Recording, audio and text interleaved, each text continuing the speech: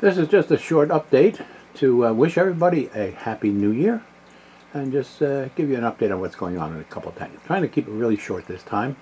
I know it's a busy time of year for everybody, but I really appreciate the fans and the comments, and we reach out across the country and the oceans to other countries in our comments. So nice having fans out there. This is the office tank. I counted the other day, and black mollies in here. Again, these are all our homegrown black mollies. Number in the range of about 40. Most of them small, growing up, and a couple of the larger ones are producing those babies. And we now have a blue betta in here that you've seen before, and so I'm not sure if that's keeping down some of the babies, which is probably a good thing, because we've got too many fish in these tanks and I don't really have a way of moving them out into other homes. The tanks I have, which are the 255 gallons and the 130 gallon hex that you're looking at here, plus that small betta tank, are really stretching my wife's tolerance.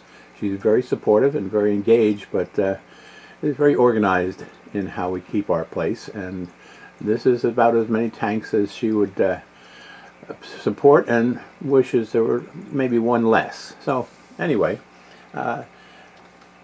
nothing special new here. You do see that blue betta down below, if I can get in close. There we go. And we do have bettas in each of the tanks now. And those sword plants are doing just beautifully. Those are the baby swords from the mother plant here. And the black mollies do very well here. The guppies are in decline in terms of the numbers of them here. You'll see a couple of them maybe. But in general, they have peaked as far as the numbers here, and I've moved some of them out into the bigger tanks, of course. Let's go to the other room. Here we have that betta tank that I just mentioned, also here in the office. And we had some neons as companions for the betta, who's back to the back corner there now. And it just looked like they were too boring for them to sit in the middle of this tank. And so we moved them back into the other schools of neons in the other two tanks. Well, this one, despite having just put some food in there, is going to hide out, so we'll skip a visit here. Here in the corner tank, nothing new. Things are going very well. I still am amazed at that betta, which just went down into the corner, but it'll come swimming across the center of the tank in just a minute. Here he comes.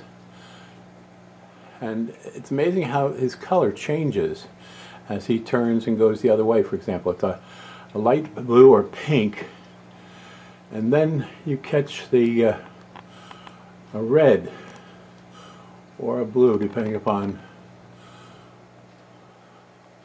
he turns. You see how those colors sort of blend together? And so as he turns, all of a sudden the colors change, it seems anyway, to me, but absolutely fascinating. We did move one of the big angels from the other tank over here. Was too aggressive with the angels there. And these angels that you see here in the corner, there's 4 of them all together, 1, 2, 3, they're starting to get bigger.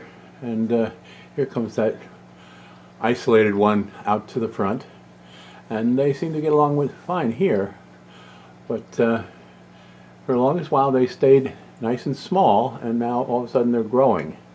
And so this tank now becomes an angel tank. The red-tailed sharks and the tricolor sharks, there's 2 tricolor sharks there, are doing very well, as are the sword-tailed. Oops, there's the clown loach.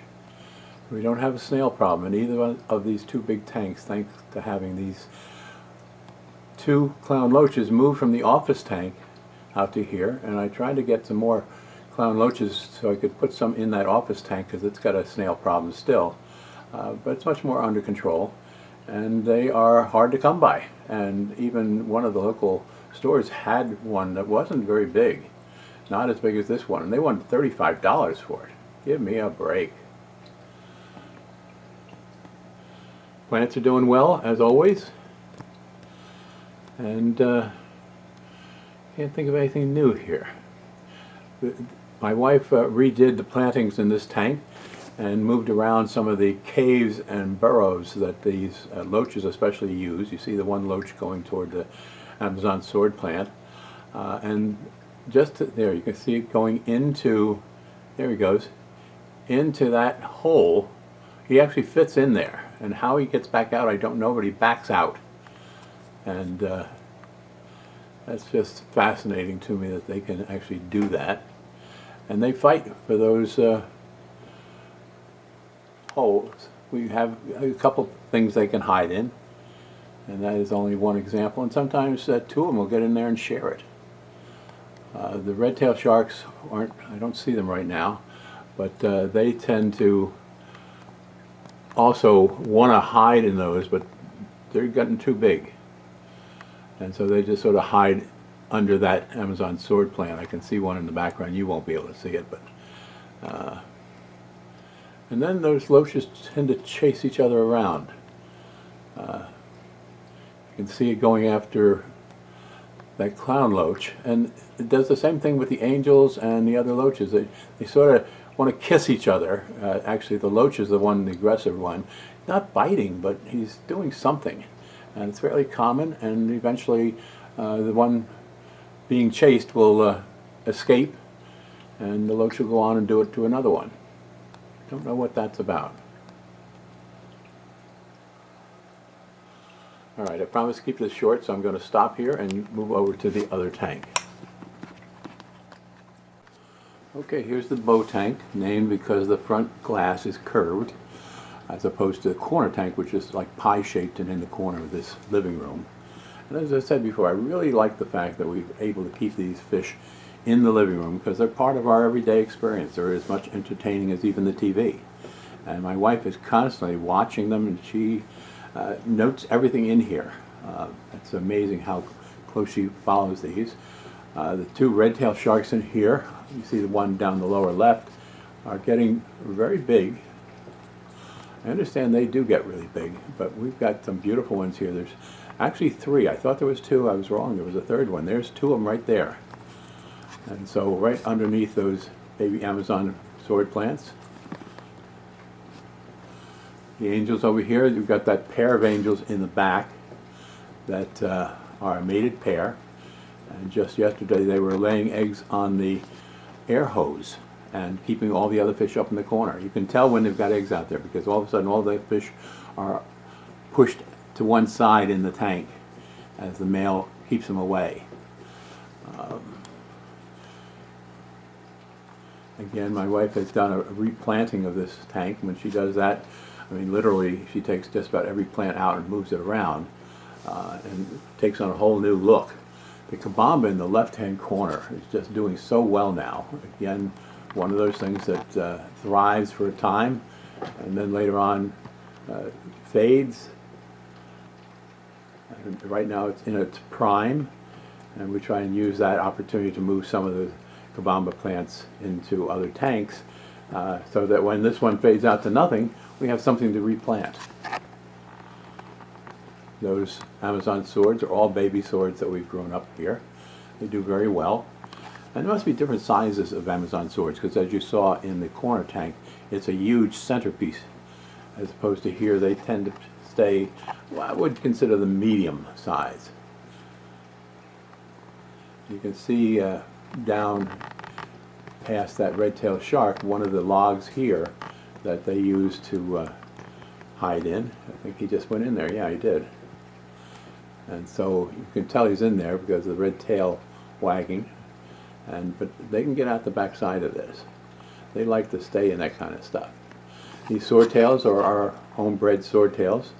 They're doing very well too, as the Davison barbs are. I've got a couple of the black mollies here, not many, about 6 or 8. And that's that plant we got from Disc Madness that is always growing out, and I really was tempted to try and do something with it for this video and take that big plant, move it to the back because the sag plants behind can't be seen, and they really should be a foreground given the size of this plant. The angelfish, there's 4 or 5 in here. That one mated pair. And then you see the striped one right in dead center, and then there's a orange one to the right above those plants. And then we have the pearl gouramis, and quite often you see a nice school of neons going past. They seem to be spread out right now, but when they get together, there's about 20 of them there, and they really make a magnificent view in passing. And there's red-tailed sharks. There's the 3 of them now. Okay, 1, 2, and 3. Third one being way to the right, the one going into the log in the center, and the one to the left that just came out behind the Amazon sword plant. Anyway, all is well as we face the new year. I hope that you will have a happy and safe and healthy new year. And stay tuned for updates in 2022. Happy New Year!